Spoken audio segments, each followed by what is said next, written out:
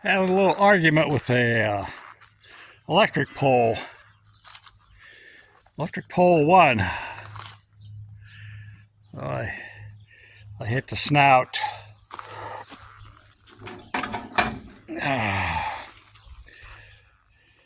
And bent it back around, so I gotta take it apart. We got dealer has a scrap head. We took some chains off. We had all these loose on that head, so run down tomorrow and get them and just take it off to see exactly what we need. So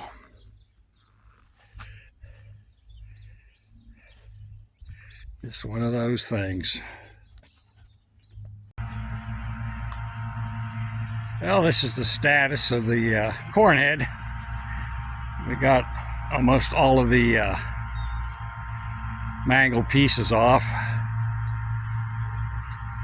Trying to get this little wear plate off here. There was 2 bolts in it. Actually, they're flathead screws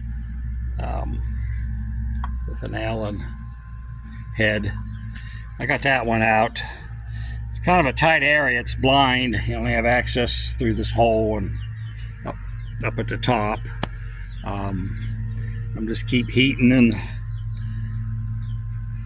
cooling it down with water. I can't get in from the back side. And there's a nut welded in there. You can't really see it, but it's in there. And I'd like to get that wear plate off. And this wear plate. See if I can get it off. There's more flatheads in it. I got 1, 2. There's probably a couple in there that are hidden. Those will be fun getting out.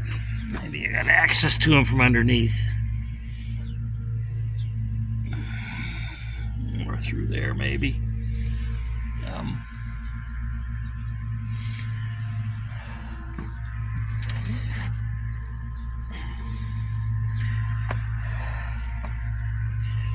I checked. I have an old parts list for this. At least 3 or 4 years old. They wanted over $70 for this little wear plate. It's just carbon steel fabrication. And this wear plate, it's basically just a flat plate with a bend on the top. They wanted over $300 for that one. So I'm gonna see if I can get these out and just fabricate some new pieces, cut some flat stock and bend it up.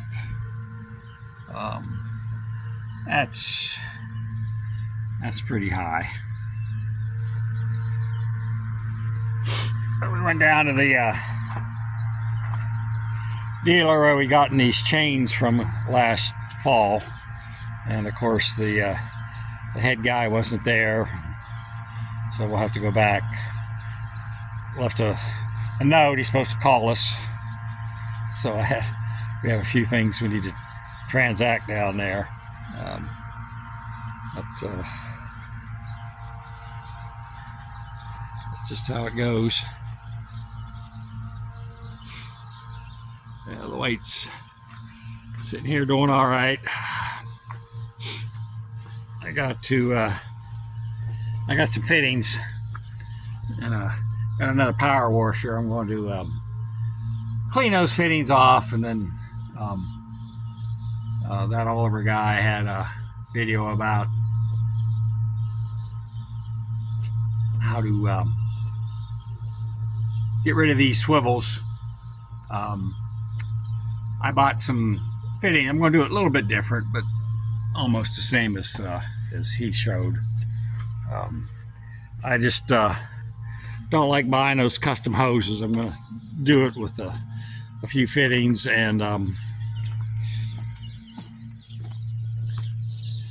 use hoses I can get anywhere at the farm supply. or surplus center. But I had a real nice comment on my last video. Appreciate that. I was just putting these on mainly for my own entertainment, but apparently someone found some use out of it, some value, and that was the main reason I put these up here. I have a lot of older videos on the work we did to the white, putting the new or the other rear main frame on. This individual also expressed an interest in getting a tractor like this. They're very economical form of horsepower. You just have to remember that these were designed for row crops. They weren't designed to be run flat out, weighted down all day long, just pulling their guts out, basically, which a lot of these tractors were used for that, and they're not designed for it. They're designed for row crops, chopping like we're doing here, and pulling the manure spreader, and some tillage work, of course, but just not exclusively that. Now the 180, I don't think I would even touch one of those. The 4180s, they only have a 2-speed manual gearbox. They do not have the power shift. The 150s, 4150s, had the power shift, but they made a lot of improvements on those 4 years they were in production, I believe. This 175 has incorporated all those improvements, plus they did a heavier articulation assembly.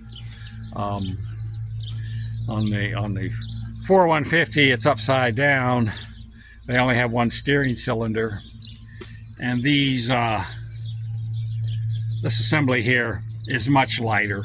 The top pivot, which is at the bottom, is about the same, but at least from what I've seen. But what do I know? But I know these the later 150s and the 175, they had the rear motor mounts and some improvements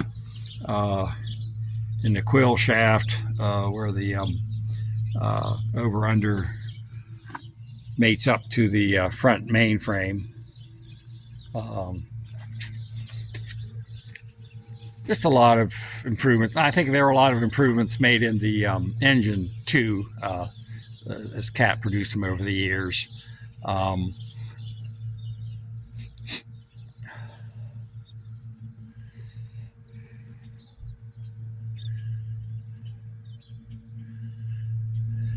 But I think a 4175, the only problem with them is some of the specialized gears, the pinion and bevel gear on these are unique to these tractors. You can put in the 4150 pinion and gears, but you have to change the front and back at the same time, because they're for some reason they went with a little different ratio on this tractor than the 4150. And I did see a 4175 in New York, up near the Finger Lakes.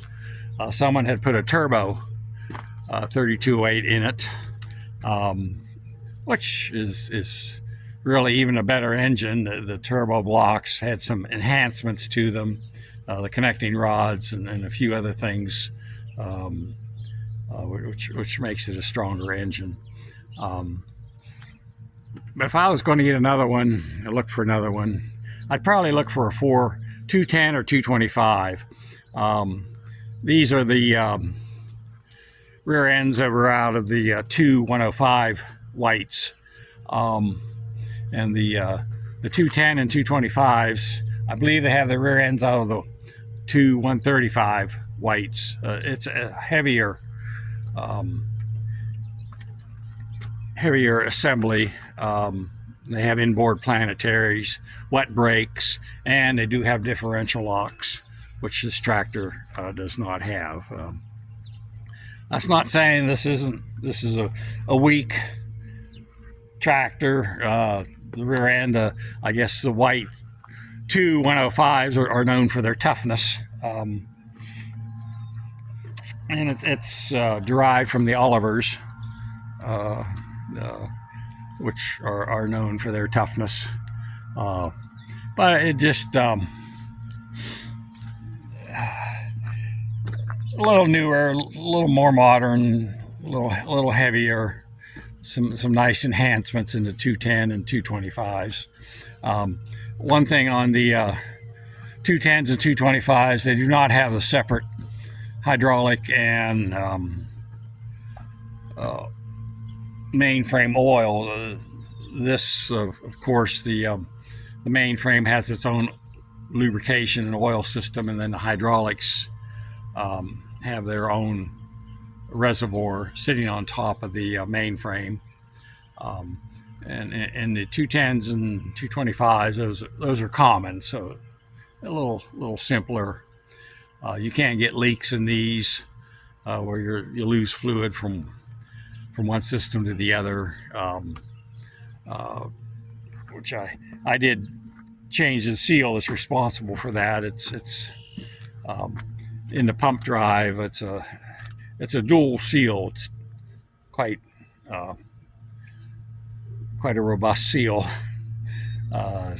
Two seals put together, and I did change that out as when I reinstalled this mainframe. So that's the kind of the extent of my comments.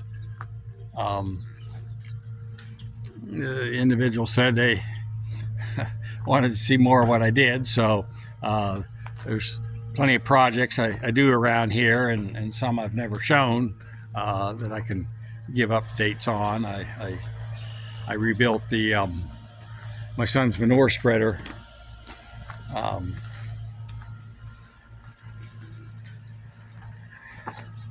And we've done an awful lot of work to this, which we can go over. One of the things was I just put a new motor on the spout deflection, so you aim it into the wagons. Now New Holland, I think, oh my, they wanted a terrible price for that motor. And I got looking around, and it's just a windshield motor. I think it's a Ford. I think I got it for $30. And I think New Holland wanted, oh my goodness, $150, $200 or something for that motor. So it bolted right in. So I'm a big believer in sourcing the parts closer to the manufacturer than from the dealer. A lot of these manufacturers, they don't make their own seals, they don't make their own hoses, they don't make their own motors. They just want to charge you about 3 times what they paid for them, or you can get them for. They probably even get them cheaper than that because they buy them in bulk.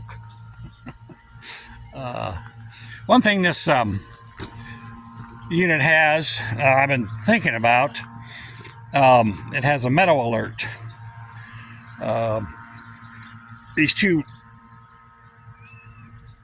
roller units are stainless steel, and there's the top one and the bottom one there. You can see the shiny. In the middle of the bottom one, there's an assembly that detects the metal. If you get any metal going through this, and shuts off the feed rollers on the head.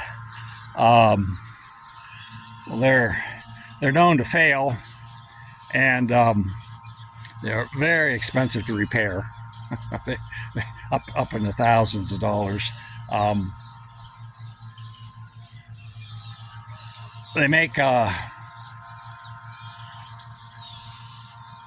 lot of metal detectors for hobbyists now, and of course this technology is very old, and with the modern electronics and these newer metal finders that these hobbyists use, I'm thinking I should be able to retrofit the electronics. I'll have to see how similar the coils are, the pickup coils, but that's going to be one of my projects, is to research that. I also have a project I'm working on, again, for these sensors and whatnot on this white. There's 2 speed sensors. There's one about in this area for the PTO speed, and there's one on the bottom for the ground speed, the PTO shaft and the shaft that drives the wheels. Of course, the PTO speed, you can select either PTO speed or engine speed. It's done electronically up in the cab. There's only one sensor,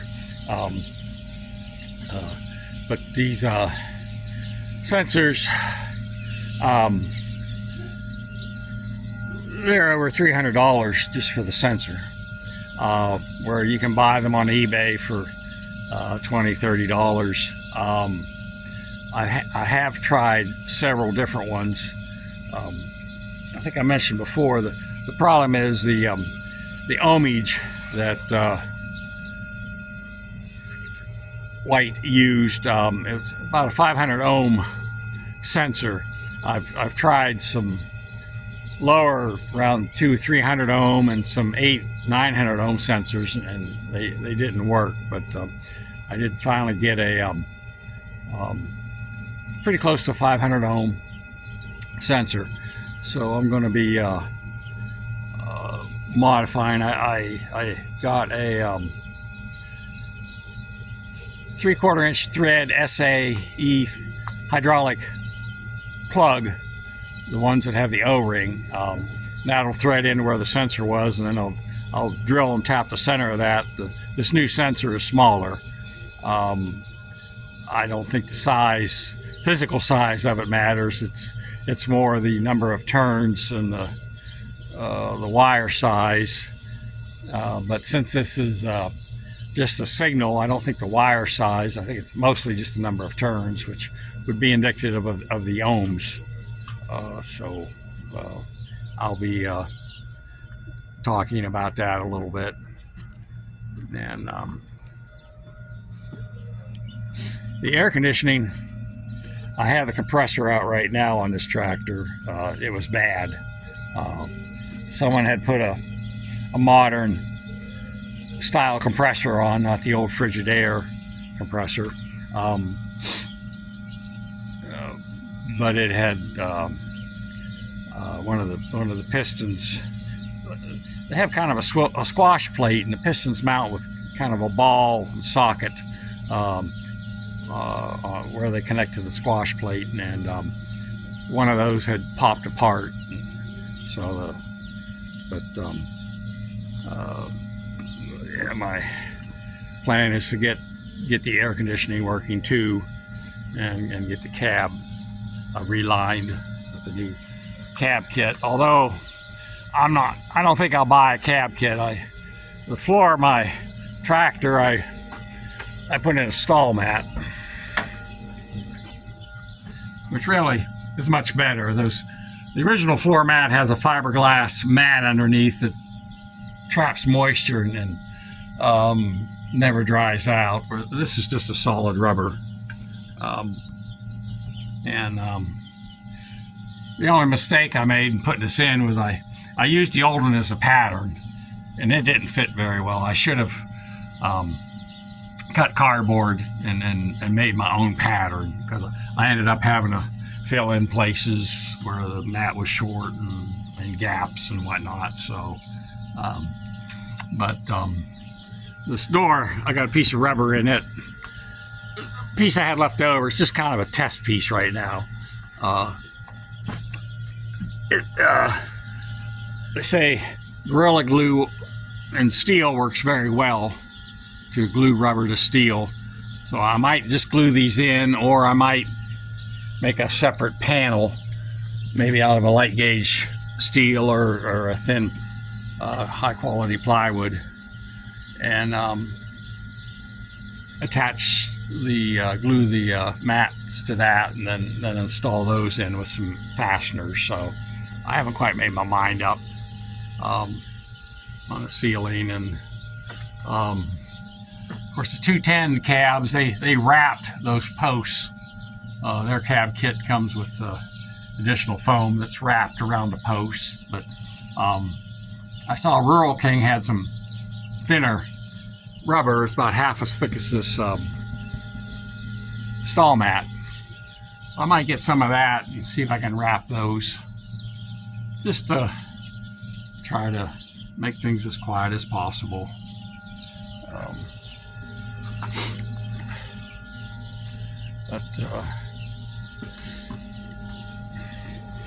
Yeah, like another thing, the 4150 and 4180s have mechanical brakes. This tractor has hydraulic brakes. Of course, they weren't maintained at all and working very well when I got the tractor, but yeah, I got those fixed. So, and we're going to do something with the lighting. We don't trim the trees as much as we should.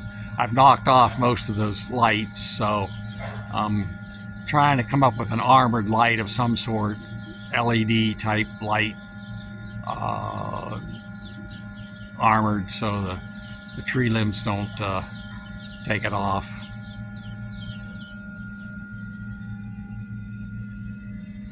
And one of the big projects I need to do is the exhaust system. There was a piece of bar that went across here that they cut. I noticed when I'm driving the tractor, the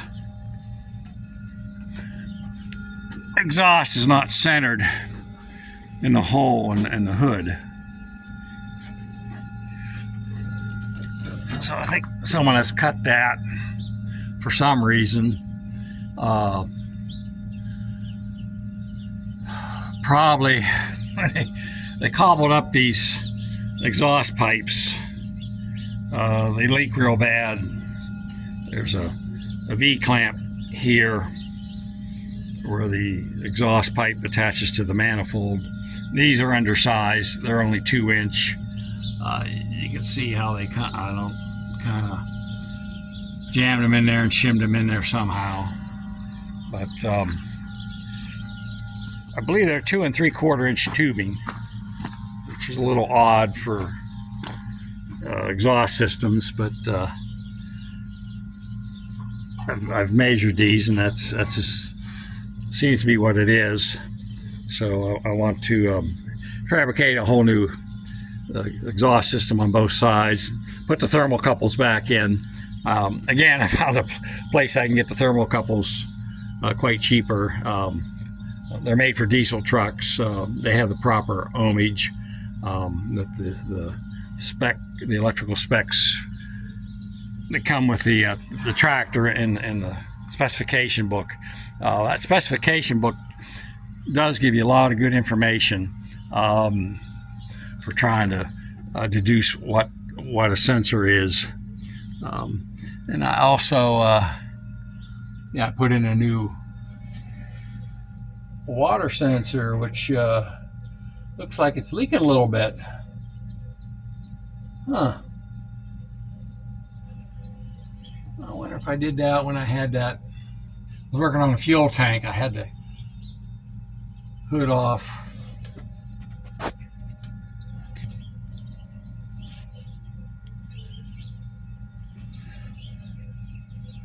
Well, I'll have to give that some attention here. Okay, well, it's always something. And I did get a new solenoid for the fuel shut off. I just haven't got it put on yet on my to-do list. So, and then I like to redo the batteries cables. Someone has run dual cables back for the grounds on the batteries, and dual hots. So you got the two hots there running, and I grounded the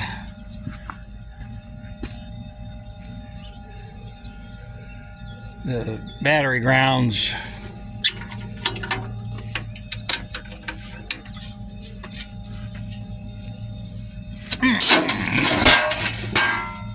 yeah, back there.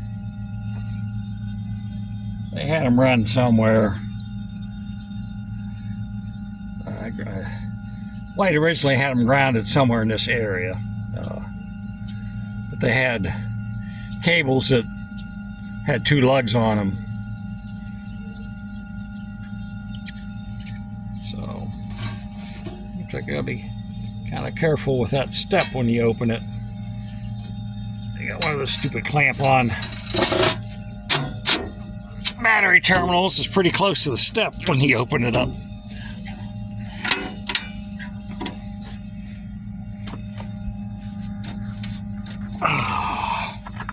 There we go. Well, nothing's ever easy, is it? Need something to tap it down with.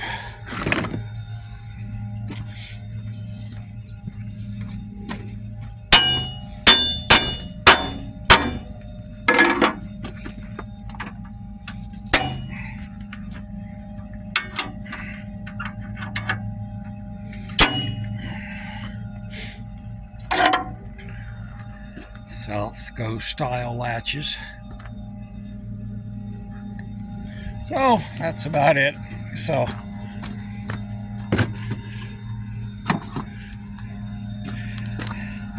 try a little bit more on this, getting this last bolt out. Just kind of letting things cool down. I've been heating and trying to turn it. I got the one to turn, but not the other. So.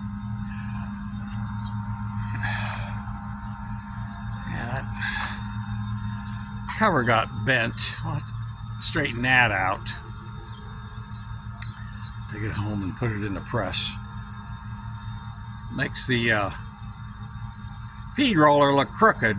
I was looking at that earlier, but I think it's just that top cover's giving you that illusion. So,